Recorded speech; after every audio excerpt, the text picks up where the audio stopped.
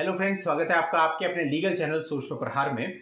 मैं हूं एडवोकेट सनी शर्मा और दोस्तों आज मैं बात करने वाला हूं डाइवोर्स की, और इस डाइवोर्स पे माननीय सुप्रीम कोर्ट के एक जजमेंट की जो कि हस्बैंड के लिए बहुत इंपॉर्टेंट है। यानी देखिए, हस्बैंड बहुत ज्यादा प्रताड़ित होते हैं, आप सभी लोग जानते हैं। वाइफ भी प्रताड़ित होती हैं लेकिन उनकी संख्या कम है, बस इतना ही फर्क है।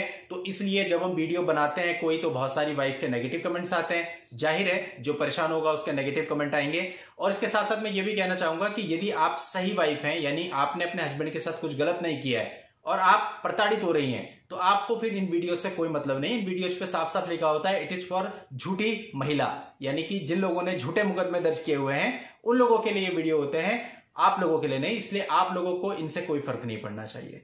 चलिए दोस्तों, अब हम बात करते हैं आज की हस्बैंड जो कई मामलों में बहुत ज्यादा प्रताड़ित होता है, और ऐसे बहुत सारे मामले हैं जहां पर वाइफ केवल कुछ ही दिन शादी के बाद उसके साथ रहती है लेकिन जाकर के सारे मुकदमे कर देती है। तो दोस्तों ऐसा ही कुछ मामला है जहां पर एक वाइफ ने हस्बैंड के साथ केवल एक दिन रहने के बाद बहुत सारे मुकदमे यानी 498A की झूठी कंप्लेंट कर दी, उसकी जॉब जहां पे वो करता था वहां झूठी कंप्लेंट डाल दी। तो ऐसे में दोस्तों कोर्ट ने कैसे ऑब्जर्व किया, हस्बैंड ने इसे कैसे फाइट किया और आखिरी में हस्बैंड के पक्ष में कैसे फैसला हुआ, लोअर कोर्ट से लेकर सुप्रीम कोर्ट तक की पूरी प्रोसीडिंग आज के इस वीडियो में मैं आपको बताने वाला हूं। जजमेंट आपके लिए बहुत ही इंपॉर्टेंट है, अगर आप पूरे वीडियो को अच्छे से सुनेंगे पूरा जजमेंट आपके समझ में आ जाएगा, क्योंकि ये जजमेंट वैसे बहुत बड़ा है, टेक्निकली आप पढ़ेंगे तो वो बहुत ज्यादा हौच पौच हो जाएगी। अब दोस्तों इस मामले में हस्बैंड और वाइफ की शादी हुई 25 अप्रैल 1999 को। दोस्तों अगले ही दिन दोनों पक्षों के जो बड़े लोग थे उनके बीच में किसी बात को लेकर के मनमुटाव झगड़ा हो गया, और उस झगड़े में एक दूसरे के प्रति जो है गलत लैंग्वेज का यूज किया गया, चप्पल वगैरह भी मारी गई। तो दोस्तों ऐसे माहौल में जो रिश्ता था वो खराब हो गया, यानी हस्बैंड और वाइफ के बीच में अभी फिजिकल रिलेशन भी नहीं बने थे और ये सारी चीजें हो गई। और अगले ही दिन जो वाइफ थी यानी कि 27 अप्रैल 1999 को, केवल एक दिन वो 26 तारीख को वहां रही, 27 तारीख को वो अपने घर चली गई। अब दोस्तों जब वो घर चली गई उसके कुछ समय के बाद अक्टूबर में उसने वुमेन सेल में कंप्लेंट लगा दी कि ये लोग मुझे परेशान करते हैं, तंग करते हैं, डाउरी मांगते हैं, 10 लाख रुपए डाउरी मांगी, मतलब जो भी एलिगेशन वाइफ को लगाने थे वो सारे लगा दिए, एक्स्ट्रा डाउरी भी मांगते हैं। तो ये सारे एलिगेशन जब हस्बैंड के ऊपर लग गए तो उसको वुमेन सेल में बुलाया गया, वो वुमेन सेल में गया। इसके बाद दोस्तों देखो वाइफ ने क्या किया, सेक्शन 9 की पिटीशन अपनी तरफ से फाइल कर दी। यानी एक तरफ तो आप कह रहे हो कि आपकी हैरेसमेंट हो रही है, आपसे डाउरी मांगी जा रही है, आपको परेशान किया जा रहा है, और दूसरी तरफ आप कह रहे हो कि मुझे उसके साथ में रहना है। तो ये दो कॉन्ट्राडिक्टरी बातें हैं। कोर्ट में भी लोग बैठे हैं जो अपना माइंड अप्लाई करते हैं, और लोअर कोर्ट में अलग लोग हैं, हाई कोर्ट में अलग हैं, सुप्रीम कोर्ट में अलग हैं। तो इतना आसान नहीं होता कोर्ट को चीट करना। कोर्ट को भी सारी चीजें दिखती है कि एक तरफ तो आप वुमेन सेल में जा रहे हो, दूसरी तरफ आप सेक्शन 9 डाल रहे हो। अब हस्बैंड ने सीधा सीधा क्या किया, सेक्शन 9 के जवाब में अपनी तरफ से डाइवोर्स फाइल कर दिया। उस डाइवोर्स में बताया कि उसको इस लड़की की वजह से मेंटल क्रूएल्टी हुई है, केवल एक दिन वो उसके साथ रही और उसके बाद उसने फॉल्स कंप्लेंट दर्ज करा दी वुमेन सेल में, और एक मुकदमा 498 आईपीसी का गलत मुकदमा उस पर और उसके परिवार वालों पर दर्ज करा दिया गया। दोस्तों फैमिली कोर्ट ने सारी बातों को देखा। फैमिली कोर्ट ने देखा कि लड़की केवल एक दिन साथ में रही है, तो कैसे पॉसिबल है कि एक दिन के अंदर उसके साथ इतनी सारी क्रूएल्टी हो जाती है, उससे डाउरी डिमांड भी कर दी जाती है, सब कुछ हो जाता है, ये पॉसिबल नहीं है। तो फैमिली कोर्ट ने सब कुछ ऑब्जर्व करने के बाद हस्बैंड के पक्ष में फैसला सुना दिया, और जो वाइफ की सेक्शन 9 की पिटीशन थी वो खारिज कर दी। अब देखिए, आप लोग कहते हो कि जो लोअर कोर्ट होती है वो हस्बैंड के पक्ष में कभी नहीं होती, ऐसा नहीं है, हस्बैंड के पक्ष में नहीं होती। आपका मामला मजबूत होना चाहिए और आपके मामले को फैमिली कोर्ट में सही से प्रेजेंट किया जाना चाहिए। गलतियां अगर आपकी तरफ से होती हैं तभी उसका परिणाम आपको भुगतना पड़ता है, अदरवाइज लोअर कोर्ट की कोई किसी से दुश्मनी नहीं है।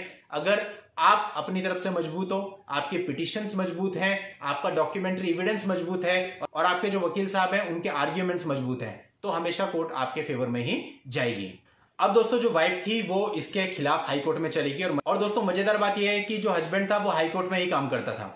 अब आप में से कई सारे लोग हैं जिनके क्वेश्चन आते हैं कि सर जो वाइफ का पर्टिकुलर रिलेटिव है वो पुलिस में है, या वो कोर्ट में है, या फिर वो कहीं और है, तो आपको डर लगता है कि वो आपका कुछ गलत कर सकता है और वो धमकियां भी देता है। बहुत सारे मामले आते हैं, आप सब लोगों को पता है। तो दोस्तों मैं आपको हमेशा यही कहता हूं कि आपको डरने की कोई जरूरत नहीं है, क्योंकि दोस्तों जब मुकदमे होते हैं ना, तो बहुत सारे मुकदमे मैंने आपको बताया कि भाई हम हायर ऑफिशियल पे भी करते हैं, तो वो हायर ऑफिशियल्स को भी ग्राउंड लेवल पे आकर के बात करनी पड़ती है।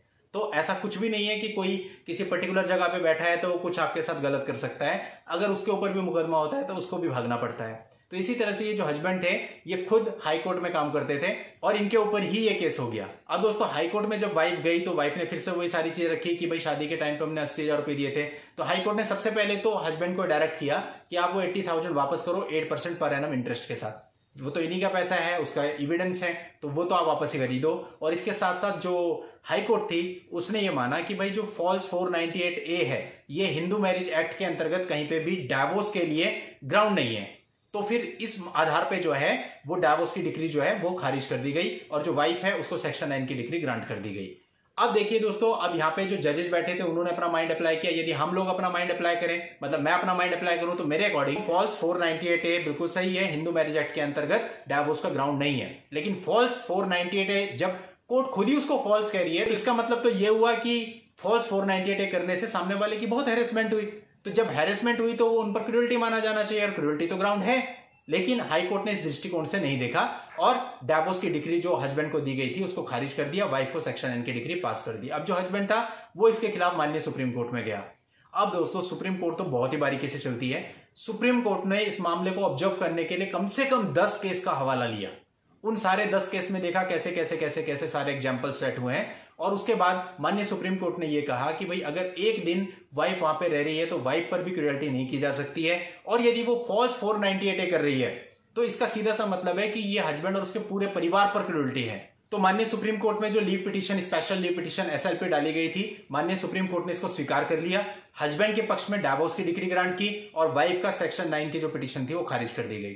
तो कुल मिला के माननीय सुप्रीम कोर्ट ने यह माना कि यदि वाइफ झूठा 498A IPC का केस आपके ऊपर कर रही है, और या आप जहां पर जॉब कर रहे हैं वहां पर वो ऐसी कोई कंप्लेन कर रही है, जैसे इस मामले में भी वाइफ ने, वो हाईकोर्ट में काम करता था, हाईकोर्ट में उस पर एलिगेशन लगाकर ये कंप्लेंट डाल दी कि इसको जॉब से हटा दिया जाए। भैया जॉब मिलना बड़ा मुश्किल है, किस तरह से जॉब मिलती है शायद सामने वाला सोच भी नहीं सकता। उसके लिए कितनी मेहनत करनी पड़ती है, रात रात भर जाग करके पढ़ना पड़ता है, तब जाकर आदमी किसी ओहदे पे पहुंचता है, कोई जॉब उसको मिलती है। उसके माँ बाप पूरे जीवन भर की कमाई लगा देते हैं, और कितने सारे माँ बाप ऐसे होंगे जो वीडियो देख रहे होंगे मेरा, उन्होंने लोन ले लेकर अपने बच्चों को पढ़ाया और तब जाकर के नौकरी लगी, और कोई एक दिन साथ में रहता है और वो उसकी नौकरी खाने की सोचता है। तो आप देखिए कि किस प्रकार की मेंटेलिटी लोगों की होती है और अपनी दुश्मनी के लिए लोग किस हद तक गिर जाते हैं। तो दोस्तों यहां पर माननीय सुप्रीम कोर्ट ने यही माना कि यदि वाइफ ने फॉल्स 498A किया है या फिर आपकी जॉब पर फॉल्स कंप्लेंट डाली है, तो ऐसे केस में इसको हस्बैंड पर क्रूरल्टी माना जाएगा, और क्रूरल्टी डाइवोर्स का ग्राउंड होता है, इसलिए हस्बैंड को डाइवोर्स ग्रांट किया जाएगा। तो दोस्तों बहुत ही इंपॉर्टेंट जजमेंट है। आपकी हेल्प के लिए इस जजमेंट का लिंक मैं इस वीडियो के नीचे डिस्क्रिप्शन में दे रहा हूं, वहां जाके आप इस जजमेंट को पढ़ सकते हैं, कॉपी कर सकते हैं और डाउनलोड कर सकते हैं। नेक्स्ट वीडियो में नई लीगल जानकारी के साथ मैं आपसे फिर मिलता हूं, तब तक के लिए goodbye and thank you for watching, take care.